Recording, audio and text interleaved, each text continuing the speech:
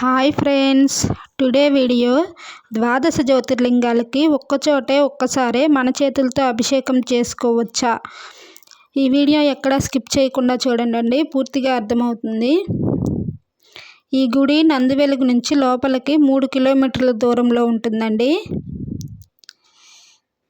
కాజీపేట ఊర్లో ఉందండి. ఈ గుడి ఫిబ్రవరి 28, 2016లో కట్టారండి.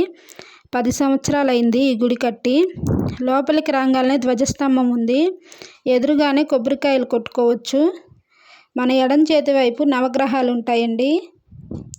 గుడి చుట్టూ అయితే ప్రదక్షిణ చేస్తున్నాను, మీరు కూడా నాతో పాటు చేసేయండి.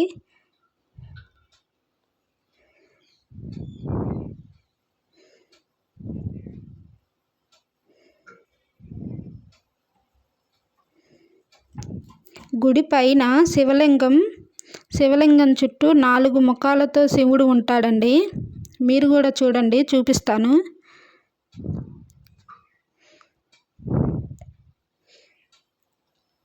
అదిగో చూసారా, లింగం చుట్టూ 4 ముఖాలు.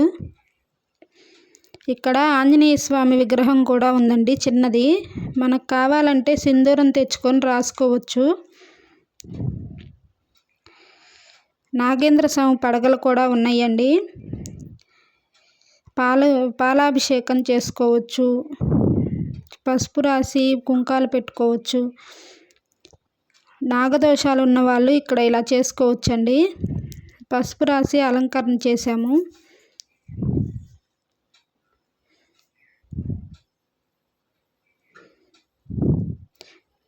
ధ్వజస్తంభం ఎదురుగా ఇలా కాలభైరవుడు కూడా ఉన్నాడండి. గుళ్ళోకి అయితే వెళ్ళిపోదాం.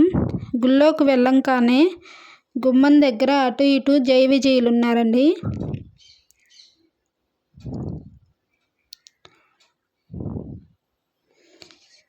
చూసారా, ద్వాదశ జ్యోతిర్లింగాలు ఒక్కచోటే ఉన్నాయండి. మన చేతులతోనే అభిషేకం చేసుకోవచ్చు.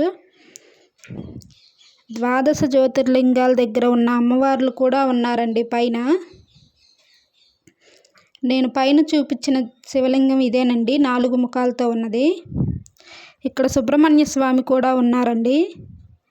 సుబ్రహ్మణ్య స్వామికి అభిషేకాలు చేస్తారు. మన పేరు మీద వారాలు కావాలన్నా చేస్తారండి. గాయత్రీదేవి పంచముఖాలతో ఉంటుందండి. మీరు కూడా దండం పెట్టుకోండి అమ్మవారికి. వినాయక స్వామి కూడా ఉన్నారండి. ఏ గుళ్ళో అయినా ముందు వినాయకుడికి దండం పెట్టుకొని వెళ్తామండి. ఈ గుళ్ళో అలా కాదు, ముందు సుబ్రహ్మణ్య స్వామికి దండం పెట్టుకొని తర్వాత గాయత్రీదేవికి, తర్వాత వినాయక స్వామికి మొక్కుకొని బయటికి వస్తారు.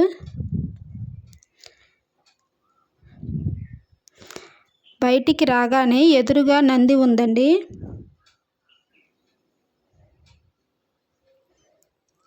నందికి కూడా దండం పెట్టుకోండి. కాసేపు అలా కూర్చొని మేమైతే ఇంటికి బయలుదేరామండి.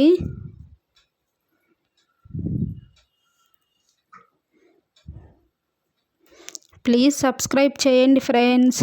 Thanks for watching.